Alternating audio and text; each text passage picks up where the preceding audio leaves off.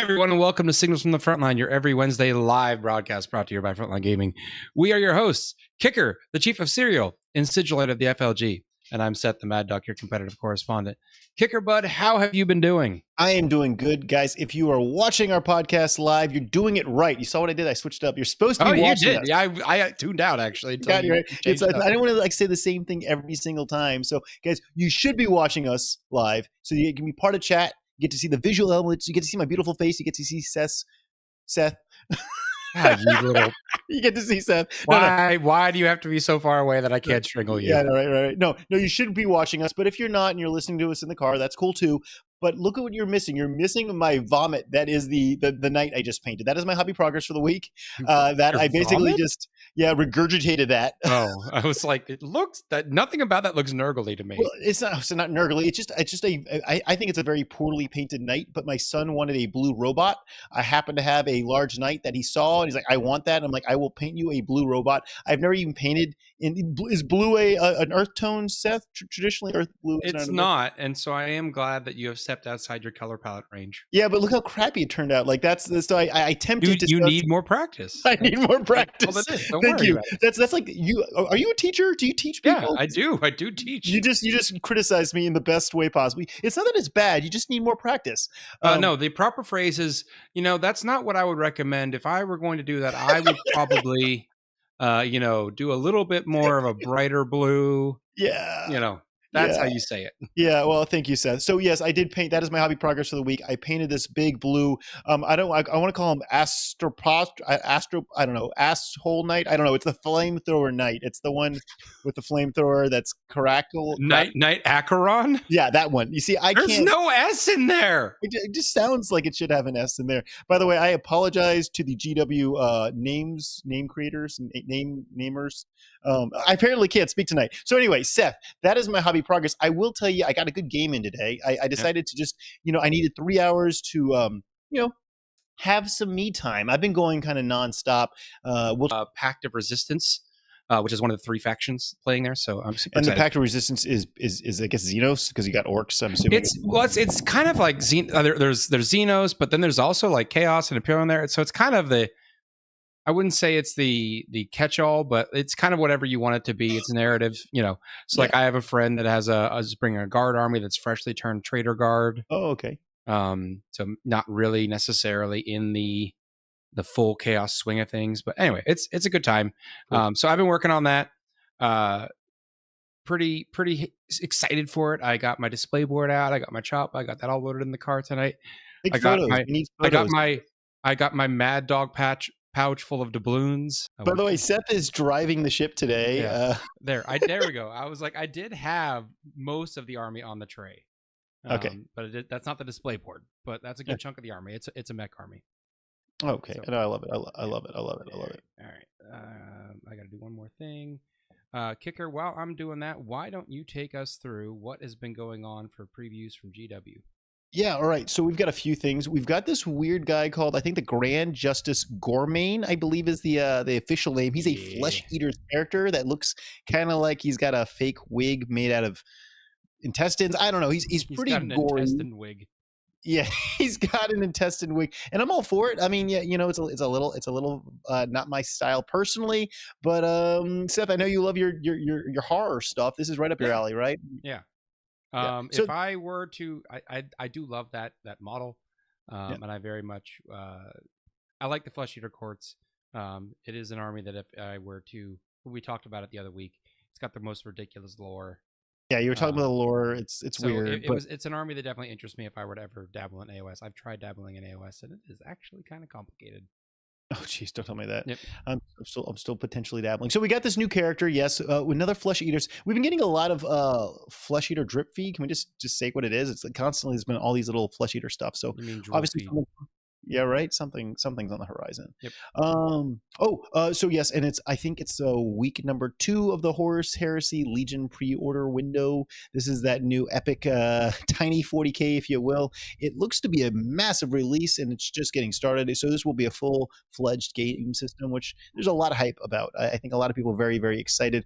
Seth, I know you're into it. With me, I'm not. It's not about the gameplay as much as I'm just not too excited to paint tiny little miniatures. But I think the game would be those look like they would love to be done with contrast paints. yeah, right. It's designed for contrast, right? That's probably the game plan. We've got some other fun stuff really fast that I think would be a lot of fun to talk about. And this is Frontline Gaming news.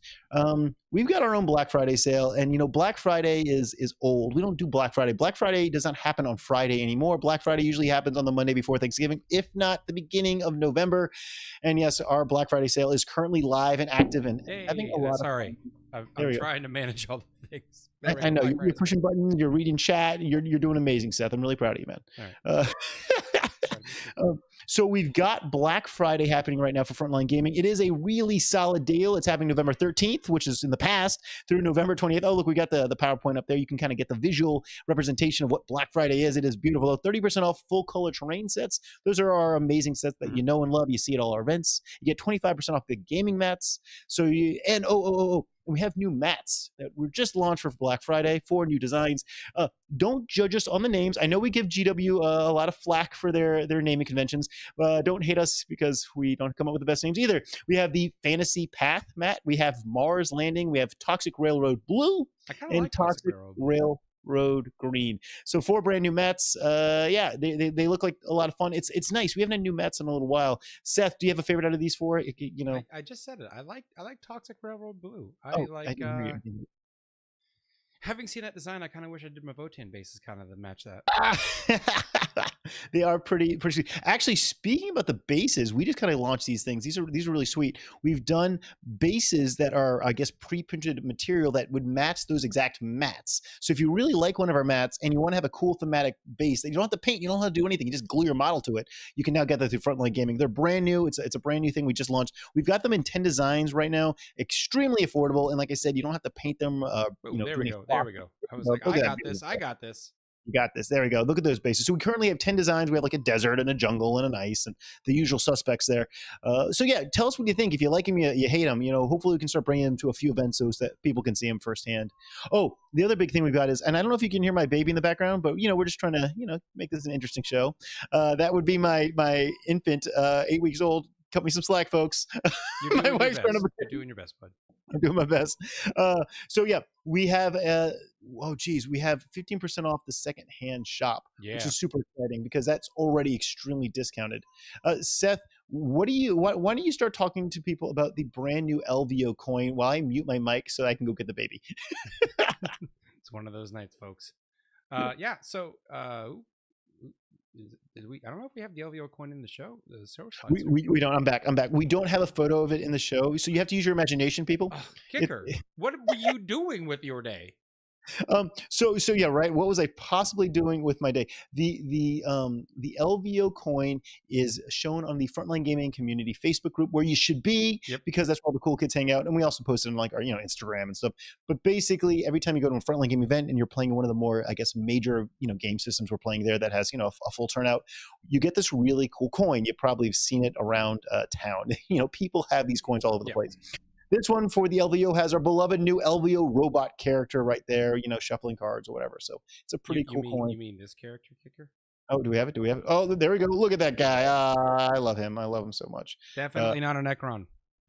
Not a Necron. No, we try to make him like less 40K specific because we just want to appeal to like the Age of Sigmar guys, and hey, we got some Star Wars Legion players and whatnot. So anyway, the Frontline Gaming LVO challenge coin has been revealed.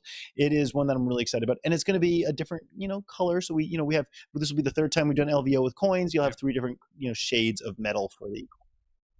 All right, sweet. Let's talk about the big one. Oh, we got Cherokee too. There's the Cherokee logo, by the way. We talked about that last week. I was corrected last week by Nicky Dee.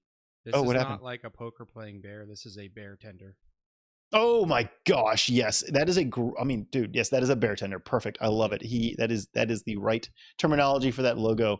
And yeah, guys, if you've been looking at our logos, we have the Rocky Mountain Open one ready to go. We'll probably be releasing that next week. And yes, each one is supposed to be your opponent, or I guess, or bartender, or Bartender. a bartender. But let's talk about something that I'm really excited about. This is the Champions Cup. All right, this is huge. This is huge, right? The Champions Cup. All right, Seth, this is the big 8-man team event that we kind of just stumbled upon and started doing, and it's just become stumbled upon. That doesn't sound as planned out as I know it was. Yeah, right. Well, it started with me talking with Steven Corrales from Team XBZ over on the West Coast at SoCal, and he had a good idea, which was, hey, why don't you guys do a team event? And I'm like, I don't know. That's not something we've ever done really before on a scale like this. Turns out people love it. And, Steven Corrales, myself, and Sean Nading, we kind of all teamed up to make this really cool event. And then we got all these other club leaders involved. And now, guys, this thing's just caught on like wildfire. It's scary how much interest there is, and the thing is not even gone really live yet. So it's like, whoa, geez. So anyway, this is the Champions Cup. There's a lot of hype. I am pleased to say that we got the U.S. Army officially on board. They will be. Saw that today. Yeah, that was the big announcement. Is they have officially signed up, so they'll be there. We have a few teams that have, already been formally approved, and then the rest of the teams will be decided on Friday. So anyway, guys, that is the Champions Cup. More to come on that. That is a very large event, though, that we'll be doing next year in the last part of the year. So, Seth, we got to talk about some nerd news here, man. Oh yeah. I mean, I have stuff. Do you have stuff? Because I don't want to hog the time. We got some nerd news I see here. the notes, so I know what you put there. Okay. I was quite impressed with the Rebel Moon trailer. By the way, did you notice in the notes, I apparently don't know how to spell rebel. So there's an R. No, did I spell it right? I spelled it right. Spelled correct. You made me double take. I was like, Okay, yeah. Apparently, I do know how to spell rebel, folks. This is breaking news right here. I'm getting applause from Seth. Thank you so much. So Seth, I don't know anything about Rebel Moon other than what I saw in the 30-second trailer. No one does, Kicker. Okay, no one does. But I want to see that shit. Yeah, it looks really good. So I saw the trailer pop up the other morning, and I watched it. And it was such a good trailer for a film. I was like, and it's by Zack Snyder, and I know Zack Snyder loves his comic books, so I was like, this has to be like based off a comic book property or something, right? Like, and I started Googling. No, it's an original story by him. There's no like previous property out there. There's 2 films that have already been made: Rebel Moon Part 1, A Child of Fire, and Rebel Moon Part 2. I can't remember the name, but they're both contracted to Netflix. So Part 1 comes out like, I don't know, sometime soon, and then Part 2 comes out in April. So it's like, from what I was told by like the community, Zack Snyder really wanted to do an R-rated Star Wars film, and Disney said no because Disney doesn't like R-rated films. So he said, "Screw you, I'll make my own." And this is basically his R-rated Star Wars film. Yeah. So wait. So chat, confirm us, just because it'd be nice that there's no like history to Rebel Moon. This is a completely new created thing that he's pulling out. But so you saw there's Star Wars elements in there, but there's definitely some 40K vibe in there. Oh yeah, there was. That's why I was like, at first I was watching it, and I was like, those look like commissars. And they were like, no, they're our own thing. Yeah, no, totally original, right? Yeah, so I was down with it. It's okay, right? It's okay. I mean, I watched Dune, Dune pretending it's 40K. I know that we haven't, had the Godfather on in many a moons, Reese.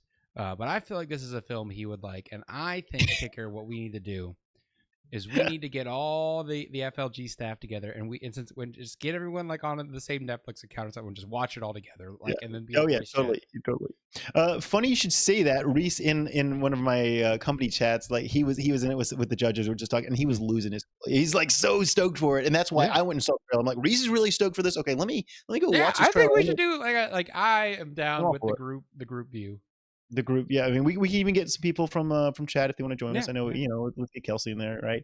But so Rebel Moon, guys, tell us what you think. Tell us if it's going to be hot or not. We'll have to do a follow up as soon as we watch it. Yeah. But then I don't know about you, but I'm starting to feel like a little like holiday vibe here. And I know it's Thanksgiving. It's November. Right? Keep that in the wraps. I say so this as my wife Halloween- is downstairs with her friend decorating gingerbread really? houses. My mother's already wrapped all the presents for Christmas. I'm like, what the hell? But Halloween is just tailgating for the holidays. I've said it and I believe it thoroughly. So I'm like fully already in holiday mode. I believe, and there's a Grinch out there that was made by the same people that did Minions and Despicable Me. I don't know if this is true or not. I got a targeted ad recently that was the trailer for it. I don't know if it's brand new or not, but I want to see it. But it made me think like, when is the right time to start watching the Grinch with your kid? Is it too soon, guys? Tell me in chat. Or do I need to wait till after Thanksgiving to watch the Grinch? Isn't it like a Dr. Seuss? Well, so like it is a Dr. Seuss, right? But like first That's of all, for my kids. Yeah, right. Yeah, right. But is he like scary? I'm not the voice of authority. Chat, save me to, before I yeah, give people that have more ideas. experience with children and stuff. Also, like, think about it. Like, how do you? My son was asking because he didn't know who the Grinch was when we saw this trailer. He's like, "Is that like evil Santa Claus?" I'm like, "Yeah, he's evil Santa Claus. That's basically what he is." He's you don't go evil. He's anti Santa Claus. He takes the presents away. Anti-Santa Claus. Okay, let's move on from nerd news. I got to ask you, Seth. This came up. Or I know it's not really short. We're not going to do the single short, but I am curious. We're going to do it anyway. Your favorite individual robot class in all of sci-fi. This is something that like I'll explain. I'm an R2D2 kind of guy. I like R2D2. That is my robot of choice. I was going to have somebody on my side. Who's your are we talking like a servitor or some nonsense like that from 40K? What's your thing? Just like favorite robot in sci-fi is what you're asking. It could be anything. Yeah. I don't know that I've ever invested. Know this. This is critical information that people. I don't know that I have ever invested any personal effort in forming this opinion until this moment. Said like a true orc player that doesn't want to deal with it. I don't know. All right, fine. It could be the Roomba. I'll tell you, man, I freaking love my Roomba. I love Roombas. There we go. Okay, we're gonna move on from the nonsense. Seth, let's jump into the main segment, dude. Yeah, I know this is something that's near and dear to your heart, at least recently. This is so it's a bit of a repeat from last week since we had some technical issues last week. But I had to, because I'm doing the Grand Narrative, I had to get into Crusade, folks. And boy, howdy did I learn some stuff. Because in my mind, Crusade was going to be simpler than match play. It is the opposite. Crusade is more complex than match play. Because it has all the same rules in terms of army building, but then you add another 2-3 layers of rules on top of that. So what is it? It's a system for narrative play that allows you to manage army upgrades and injuries and all that stuff. It's a way to kind of track your army's progression and evolve it as you play it again and again and again. Kicker, last week kept yelling at me to keep it brief. Keep it brief. So I'm trying, folks. We are a competitive podcast. We don't talk about this fluffy narrative stuff. So basically, when you're playing a Crusade, and I'll just like what I had to do for the Grand Narrative, I'll go through my experience. We were told to create an order of battle, which is like the pool of units that you get to bring to the event. They're not what you would play with every game, but it's like this is your roster that you can choose from. And it was 3,000 points. And we were told, okay, you bring that 3,000 points, and then each game you will build a roster out of those 3,000 points that is 2,000 points, and you will play that each game. So it's you can add and remove to that pool. There's different mechanisms to do that in the rule set, but basically I'm going with 3,000 points of stuff, and then each game I'm going to pick 2,000 points, probably based off of kind of what they tell us, narratively is going on. Or also, I'm probably I have a Stompa in my list, so if my opponent's like, I don't have a way to kill the Stompa, I'll be like, that'll stay over here. Thank you very much. Perfect. I like that. I don't want to put that on the table. That's not going to be You have like a sideboard, basically. Yeah, it's basically a sideboard. Cool. You build the roster, and then you get to spend requisition points to do things like increase the number of total points you have, or give characters enhancements. You still have to pay the points for enhancements. You just don't get them though. You got to use some of these special requisition points, and you start with 5 of them, and then each game you play you get another point, so you can get more of these. You can use them to do things like remove battle scars, which are the debuffs from units. You can use it to change war gear on a unit. So if like, oh man, I need to change from having flamers to custom mega blasters on these units, I can change in between games. You could do it to, there's an experience point cap. If I had a unit that was getting close to the cap, I could spend points to allow them to no longer be capped. Speaking of experience, pretty simple, Kicker. every time a unit goes to battle, it gets 1 experience point. No, Every time a unit kills 3 enemy units, it gets an experience point. And then at the end of each battle, you pick one of the units that was in your army, and it gets another 3 experience points. Oh, okay, cool. This is complex, so I do have to give a shout out here, because this would be the most tedious thing to keep track of on just like scratch paper. Yeah. But Goonhammer, our friends over at Goonhammer, they have a website called Administratum where all of this stuff is built into that website. The entire narrative campaign is actually in that website. So I have all of my units in there, and I can track who's got what XP, who's killed X number of units. So it's a very nice and usable system. So a lot. Wait, the GW has like a paper. Goonhammer, like, are they like they're working together? Yeah, because GW said go to this website when they were preparing us for the event, and I was like, okay. And then I was like, oh, thank God, because I was like trying to get scratch paper and make all this stuff out. Way too confusing to do on your own. Well, just imagine if you had a piece of scratch paper tracking every unit separately and its kills and its time. You see all these post-it notes on my desk, all right? Like, I can't even. And they would get lost everywhere, Kicker, knowing how you and I function at events. So once you get certain amount of XP, units can level up. And when you level up, you basically can either buff a weapon, and there's a chart that you roll on for that, or you can take a buff for the unit and you can roll on a chart for that. So there's different buffs that you can have. Like, do you want an extra weapon skill on your weapon? Do you want an extra ballistic skill? You want some more strength, some more AP, whatever. So you can really start to kind of fine tune how you want those units to grow and expand. But there's a downside here, Kicker. If a unit gets killed during battle, it's now out of action and it must roll. If you roll a 1, bad things happen. I hate that. You have 2 options, Kicker. You can take a devastating blow, which means if you have a buff on the unit already, you lose one of those buffs. That's not good. But hey, back to baseline. Or you take a battle scar, which is if we roll on a chart and take a debuff. And if you have no battle honors, aka no buffs, and you have 3 battle scars, aka debuffs, your unit is destroyed. So that's not good. There's so you don't like it. I like that because there's going to be moments in the game where normally I would just, like, for instance, my Gretchen, I may just throw them away usually. Yeah. But now I'm like, I don't want them to die completely, because I kind of want them to not get debuffed as the event goes. Because I really doubt my Gretchen are going to be killing a lot of things, Kicker, to get experience points. So you do have to think of like how your units are. You're like, I kind of want them to do something this game, but I also kind of want them to not die, so that next game they can do something. That's kind of cool. So you get like special ops Gretchen or something. If they level up enough, you can kind of do stuff. Yes, right. That'd be amazing. Gretchen that hit on 3s and shooting.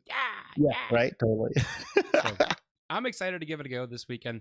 There's more to it than that. Like, I'm sure someone is going to see this someday and be like, oh my God, Seth oversimplified Crusade. Because there is stuff that I still haven't got my head around. Units can have agendas, which are special ways to get XP, I think. There's like they have a bunch of Crusade rules right now for the Tyrannic Wars. So there's like specific missions and relics that you can get from the Tyrannic Wars, and they've said that they're going to be coming out with new battle zones and things like that. So really interesting. I'm excited to try. I'm excited for your like follow through. Like, I want to hear all about this after the event. I want to hear like your thoughts. Is this something I need to try? Is this something we need to incorporate into Frontline Gaming events? Right? Like, is this something we should be having? Yeah. We have a narrative at LVO, but should we have a narrative at, say, Rocky Mountain Open, or Cherokee? Or so I always in my mind thought of Crusade as like, this is something I would do with like a friends on a weekly like get together. So I'm interested to see how it goes in playing basically 6 Crusade games in a weekend. And if that really does feel like I can feel my army growing and evolving, and how I weigh those choices, because if it works well, I think that'd be something cool to incorporate into 6 games. So are you playing 2 games a day? Is that kind of the 2 games Friday, Saturday, Sunday, if I remember correctly? And this is something in chat's asking, like, can you win? Like, I get points for my overall faction, which is a pack of resistance, and then in that.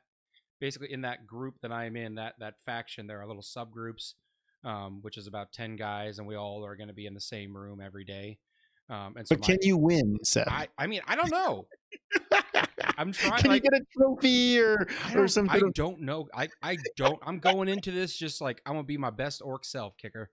That's cool. Literally tonight was like packing my stuff before the show, And I normally have like the Goonhammer app for scoring like the missions, or I have Yeah, like yeah, a yeah, dry totally. erase thing for it.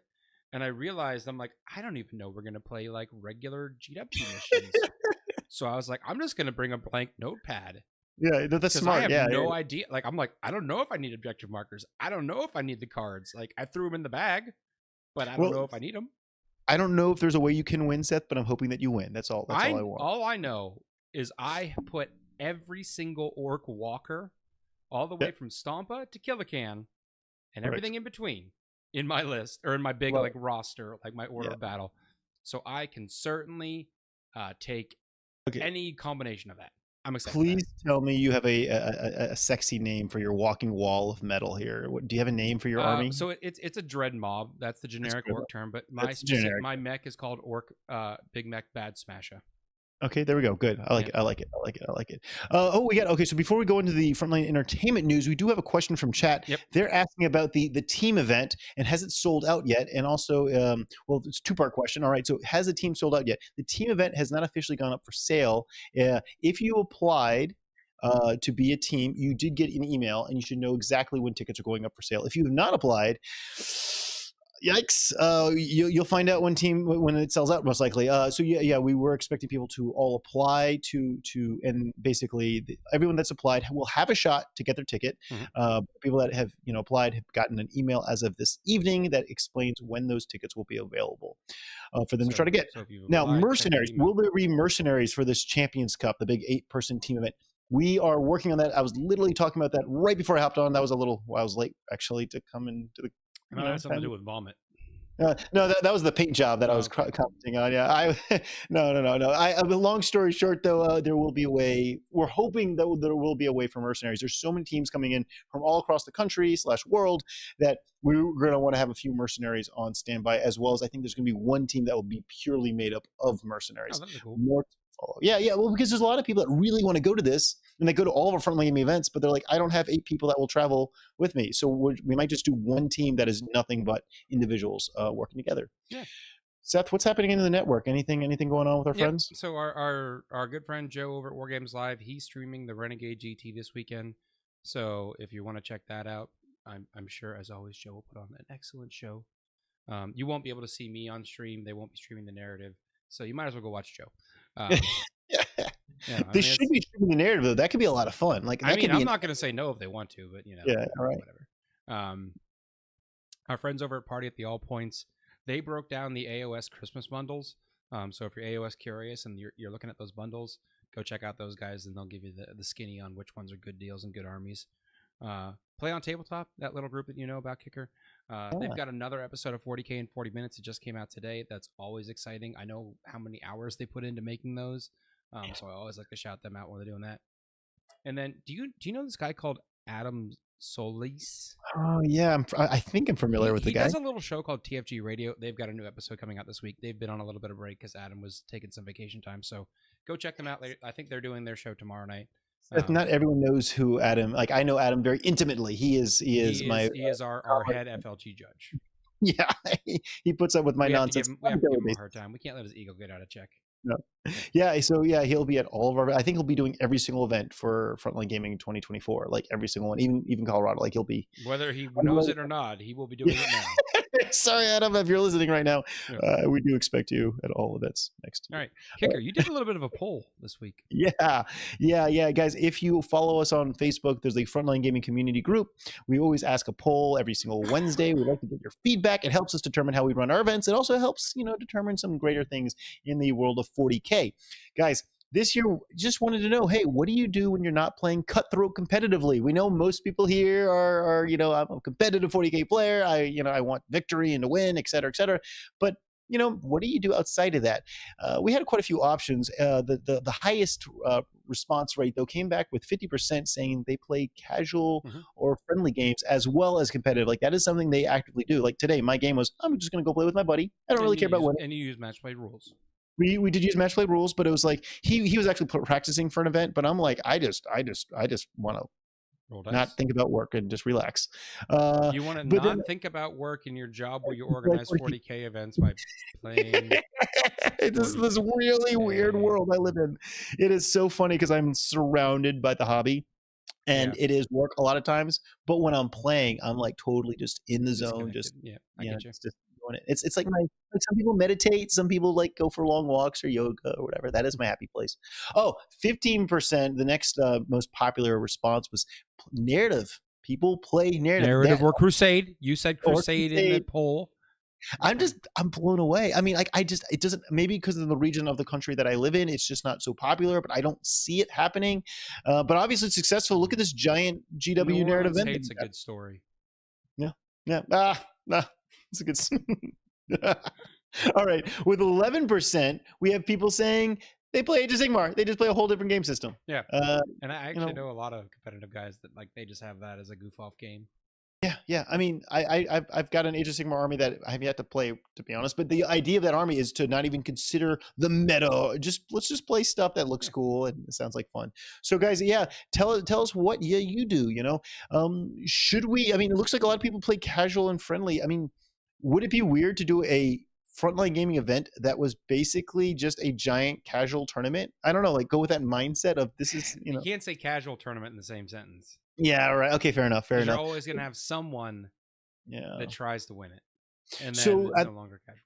At LVO, we do have a friendly tournament, and the judges go through every single list. And if someone looks like they're trying to win 40K, the LVO 40K champs with that, we're like, this is friendly. Let's adjust that list a little bit. But I don't know. It could be kind of fun. I mean, the Long War doubles. That's a one-day tournament we've done.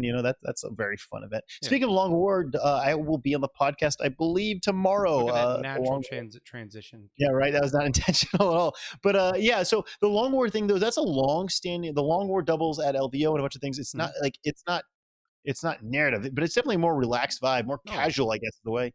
And like it's successful, it's popular, it's one of the longer running things we do. So I don't know. I'm just wondering if like one day maybe we should just do an event that has got it's just not a competitive focused event. I don't know what it is. Maybe we just do a massive narrative and see what happens. I'm in. Just nothing, right? Yeah. All right, Seth. Looks like we got some cool photos from people, right? So community spotlights, we love doing them. If you're ever around on the Frontline Gaming community page on Facebook, I'm up there every Wednesday trying to beat Adam Peterson into posting about Work in Progress Wednesday. He's your rival. He is, and just post up there. We're happy to share them. Kicker. First up this week, we've got this lovely Void Dragon from Jesse over at the Hobby Goblins, going with the blues. You love it. Very good lighting effect there. Yeah. And then we saw a little bit of it last week, but Gerode's done some more work on his display board. He's already doing his work for Armies on Parade for next year, so that is like a massive lead time on it. But this is also a massive display board, and if you look at the very top, this is the part we saw last week, which was like the crab legs on a little bit of foam. That's like at the very top of the image, and then you're like, oh, there's like two whole stories below that. Whole nother world. Yeah, I mean, the building the display board's a whole nother set of skills, right? That's a whole other talent right there. So well done to him. Now, Kicker, I got some photos that were not from our community page. Oh, okay, all right. Where are these coming from? You don't even know where these are from yet, Kicker. These are from my Discord from the Pact of Resistance for the narrative campaign. Oh, wow. Because everyone's been showing off their armies, so I posted up in there. I was like, hey, guys, if you're in the community page, join there. But otherwise, send me your pictures, and I'll show your stuff off tonight. Because I got my pretty army, but I'm not the only one that's been working on an army for this event. Yeah, totally. Let's check it out. Let's check it out. And I'm going to do my best pronouncing your names, guys. This is Captain Corleonis, and this is his captain model. Which is the one, I believe, from the most recent starter set. But look at those crisp line highlights. He's looking real good. And I always love when someone can get that white with the blue recesses for the Terminator mask. It always looks real good. Perfectly plot. Up next, you might have seen this guy come around at a few of the Frontline Gaming events. Jason Langer is bringing his orcs out. He's in my group. He's got a really over the top color scheme from his army. Yes. They got all kinds of different blues and purples and pinks kind of popping in there. So he's bringing orcs. He's my orc brother. Excited to see him there. We have a custom Tau Sept. This is Shasso Burning Star. And it looks it's a little bit different red than the Farsight scheme. It's a little bit brighter, a little bit poppier. Yeah, it's definitely you can see those nice dirty looking stealth suits there in the front.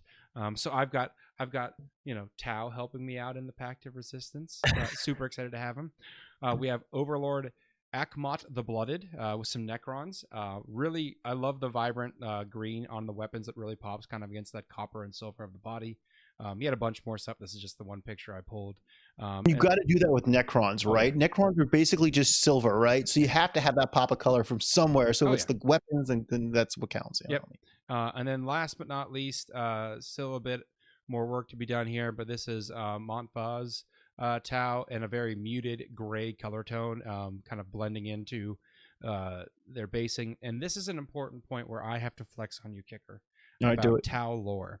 The set color of Tau, the color that represents like their home world, is actually, in this case, it would be the red. It's the little accent colors, and they paint the bulk of the armor to be camouflage to the environment. So that's why the bulk of the armor do care about camouflage. So the bulk of the armor is painted gray to match the basing, with the sept color being like the head and the Tau symbol on his chest and shoulders.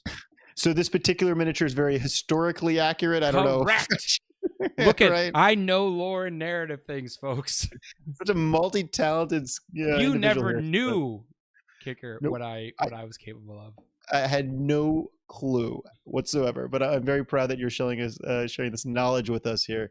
I really, I know a lot of people like say you shouldn't paint the bases to match the model because it kind of doesn't, pop them in. Yeah. But I love, I want my desert, guard to look like they're in the desert. So I want their, camouflage. Yeah, you want the camo to match. Yeah. So I want it. I think it looks like the Tau color scheme is what you're telling me. Yeah. Well, I think that was that was beautiful. That was perfectly done. Like that was executed the way I would do it. But Seth, you're excited. You're leaving tomorrow. Yeah. You're doing this tomorrow. Yeah. Like get up tomorrow morning, drive to Atlanta. I want nonstop photos of this event. I got a little bit of photo. Okay, I got serious photo. I was supposed to be there with you, but duty calls on the home front, so I'm home. What if I just put a camera in my phone in my pocket, with the camera pointing out, and just live stream the whole time, just to you, though, no one else, just to you. No one else. Yeah. But let me speak. Have it be a two-way communication. I'm like, so we're just gonna video call the whole time, is what you're saying? Yeah, just totally. Just do a video. Do a FaceTime the entire time with me. I'm sure that no one from GW will come up to me and be like, "What are you doing, Seth?" It's just say it's Kicker. He's here. He's here. I was supposed to be there anyway. Here, guys. Yeah. Well, Seth, you have fun, man. Yeah. I myself will be hobbying like crazy, trying to build up a few more nights. Duty. Let's be honest. Yeah. My son wants to play armies, so that's what he calls 40K, just armies. Yeah. So he's got some Legos, and I've got the giant robot knight that I built for him. So he's going to set up his little Lego guys, and I don't know. We'll roll dice and randomly determine who wins. He'll win because he's 3 years old, and of course he's going to win. So you could do demo games any day, Kicker. Exactly right. Seth, you want to take us out of here? Yeah. Well, we thank you so much for joining us. We really hope you enjoyed this episode of Signals from the Frontline. Have a great week, and we will see you next Wednesday. Good night, guys.